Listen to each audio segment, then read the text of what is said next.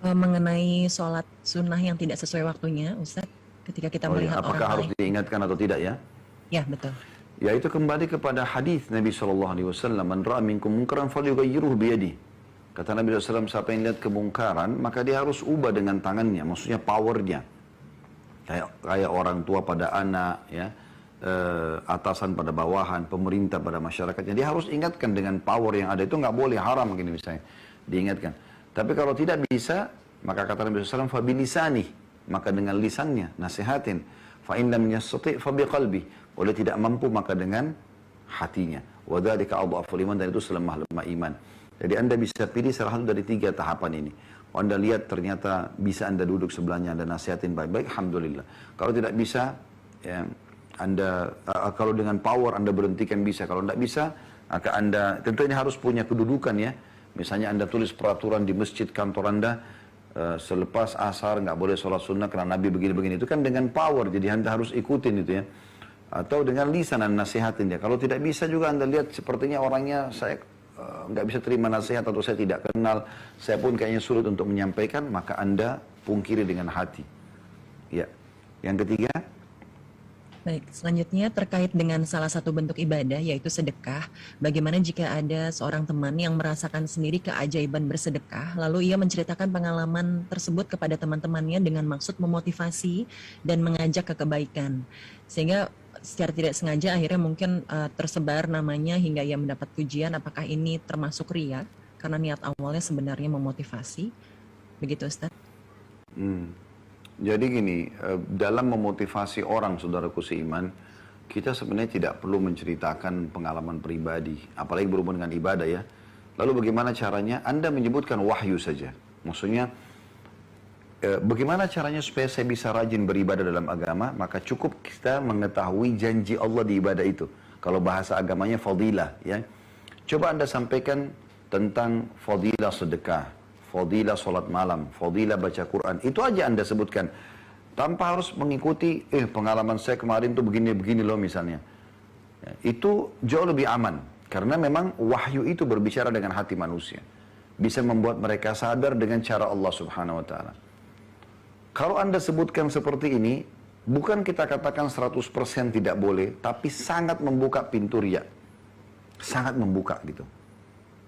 Kalau Anda ceritakan pada anak Anda, mungkin suami atau istri Anda, orang-orang yang sangat dekat, mungkin itu agak berbeda. Dibandingkan Anda expose di depan orang dengan alasan berbagi, ini sangat, mungkin kalau kita persentase 100% itu, 95% mungkin itu riya. Cuma 5% yang tidak gitu. Kurang lebih seperti itu. Maka jauh lebih aman Anda tidak usah ceritakan. Ya, Allahu a'lam. Ya. Selanjutnya. Baik. Selanjutnya, bagaimana hukum menaruh lukisan-lukisan yang berbentuk manusia di rumah, dan mohon jika ada larangan di dalam Al-Quran boleh diinfokan, karena pernah mendapatkan informasi bahwa ini mendatangkan dosa dan malaikat rahmat juga tidak akan masuk ke dalam rumah tersebut. Bagaimana, Ustaz? Ya, jadi itu bukan dari Al-Quran, tapi dari hadis Nabi SAW ya. Kata Nabi SAW, rumah yang di dalamnya ada patung atau gambar dan anjing tidak akan dimasuki oleh malaikat. Jadi kalau tidak masuk malaikat akan dipenuhi oleh syaitan gitu ya. Maka ulama menyebutkan tentang masalah larangan masalah ini.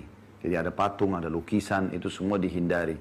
Foto-foto pun anjuran para ulama tidak dipajang, tapi disimpan di album. Kalau foto ya, kapan kita butuh kita tinggal lihat, itu jauh lebih baik. Karena memang konsekuensinya cukup berat. Pada saat malaikat tidak masuk teman-teman sekalian yang membawa rahmat Allah Subhanahu wa taala, maka berarti lawannya adalah ya syaitan. Dan saya menyarankan penanya dan juga teman-teman sekalian membaca sebuah buku.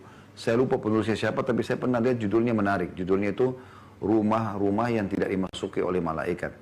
Jadi ada lebih dari 30 sekian rumah yang disebutkan situ dengan dalil-dalilnya tentang masalah rumah-rumah tidak dimasuki malaikat dan apa sih sebenarnya efeknya kalau malaikat tidak masuk, dan bagaimana kalau rumah itu justru malaikat tidak masuk yang didatangi oleh syaitan, dan bagaimana efeknya kalau syaitan itu yang masuk ke dalam rumah. Allahu a'lam.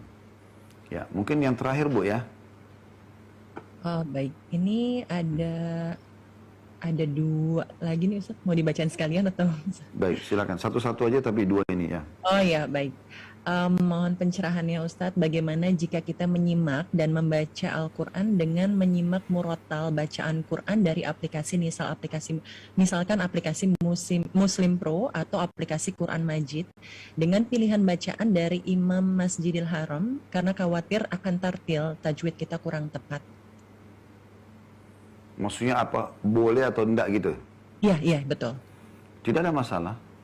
Sangat bagus, itu sama aja belajar dengan media sekarang kan kita berarti tidak memungkinkan misalnya kita belajar dari seorang guru yang datang kepada kita atau mungkin tiba-tiba kita lagi ingin membaca 10 ayat dari surah tertentu, kita ingin mengetahui dan aplikasi sekarang memang rata-rata semuanya pasti ada suara-suara para imam, Imam Masjid Haram, Masjid Nabawi misalnya, maka tidak ada masalah. Anda dengarkan untuk membenarkan bacaan Anda itu tidak ada masalah insya Allah. Ya. Apakah boleh menjadi acuan untuk khatam, Ustaz? Khatam dalam arti kata dia membaca ya, bukan hanya sekedar mendengar. Membaca. Jadi kayak misalnya Bu, misalnya gini, dia mendengarkan 10 ayat pertama dari surah Al-Baqarah, gitu kan? Iya. Kemudian setelah dibaca oleh si imam tadi, dia ulangi, ya, mengikuti tajwid dan cara bacaannya. Terus begitu dengan dia membaca, besok lagi dia baca 10 ayat misalnya, diikutin lagi sama dia, sampai khatam itu nggak ada masalah. Tapi kalau yang dia masukkan khatam adalah dia dengarkan saja, ya, dia tidak membaca khatam, maka ini boleh saya, tapi anjurannya adalah dia ikut mengkhatam. Dia di sini membaca, ya. Itu yang kita maksudkan. Baik, satu pertanyaan penutup ya Ustadz. Ya. Bulan Ramadan insya Allah tidak sampai 60 hari lagi. Apa yang harus kita siapkan agar ibadah kita bisa maksimal di bulan Ramadan dan terus walaupun bulan Ramadan sudah berakhir? Jadi sebenarnya para salafus saleh dulu itu kalau menjelang Ramadan 6 bulan, sekarang kan tadi 60 hari ya, 6 bulan sebelum Ramadan mereka sudah berdoa agar Allah Subhanahu wa taala menyampaikan mereka di Ramadan. Dan selepas Ramadan 6 bulan ke depan mereka selalu memohon kepada Allah Subhanahu wa taala agar amalan mereka di Ramadan diterima. Ya, jadi itu yang mereka lakukan yang pertama ya, yang saran kami. Jadi 6 bulan setelah Ramadan mereka berdoa agar amal-amal Ramadan mereka diterima. 6 bulan tersisa menjelang Ramadan akan datang, mereka mohon agar Allah sampaikan mereka di Ramadan. Jadi sekarang kita mohon kepada Allah agar Allah panjangkan umur kita, kita bisa mencapai Ramadan dan bisa beramal soleh di saat itu. Yang kedua, coba rutinkan amalan-amalan yang sifatnya sunnah sekarang. Kayak misalnya puasa ya, Ramadan kan puncaknya puasa. Coba si penanya ini dan teman-teman semua yang mengikuti kami di medsos ataupun dari Zoom ini, coba belajar untuk menerapkan amalan sunnah. Misalnya puasa sunnah coba. Puasa Senin Kamis, puasa Iyamul Bid. Karena orang kalau terbiasa dengan satu ibadah yang sunnah, yang wajib jadi mudah. Orang kalau biasa puasa Senin Kamis, Iyamul Bid, nanti puasa Ramadan jadi mudah. Orang kalau biasa sholat sunnah, sholat wajibnya jadi mudah gitu kan. Orang kalau biasa sedekah, zakatnya jadi mudah. Orang kalau biasa umroh, hajinya jadi mudah. Maka coba bantu diri kita agar nanti kita lebih mudah mengamalkan puasa Ramadan yang sebulan penuh dengan puasa-puasa sunnah. Ya. Dan juga jangan lupa di poin ini, kalau Anda, terutama bagi akhwat yang masih punya utang Ramadan, jangan ditunda. Ya, jangan ditunda, bayar dari sekarang. Karena pernah ada seorang ibu bertanya pada kami di majelis ilmu, beliau mengatakan, kebetulan itu tinggal mungkin 3 atau 4 hari lagi Ramadan mau masuk. Ustaz, saya punya utang Ramadan 2 minggu. Sekarang tinggal 3-4 hari lagi masuk Ramadan. Apa yang saya harus lakukan? Maka saya katakan, ibu ibaratnya pesawat itu sudah patah dua-dua sayapnya. Baru ibu bilang kepada saya, tolong selamatkan Ustaz. Mana ibu 11 bulan ke depan? Kenapa setelah tinggal 3 hari, 4 hari Ramadan, Anda baru membahas tentang utang Anda 2 pekan? Harusnya Anda sudah bayar, Anda punya 11 bulan harus Anda selesaikan gitu kan. Tidak ada solusi lain kecuali Anda taubat kepada Allah SWT, lalu Anda bayar semampu Anda. Sekarang tinggal 3-4 hari, 1 hari sebelum Ramadan tidak boleh puasa, dikenal dengan hari syak. Kalau 4 hari berarti sisa 3 hari saja. Sisanya Anda taubat dan suha, nanti habis Idul Fitri Anda bayar yang tersisa dari hari yang belum Anda bayar. Kemudian yang ketiga, baca keutamaan-keutamaan Ramadan dari sekarang. Kalau Anda mau termotivasi ya, keutamaan tentang puasa Ramadan, sholat malam Ramadan, banyak ceramah-ceramah, banyak artikel-artikel Anda baca. Sehingga Anda termotivasi untuk menyambut Ramadan itu karena besarnya keutamaan yang ada di sana.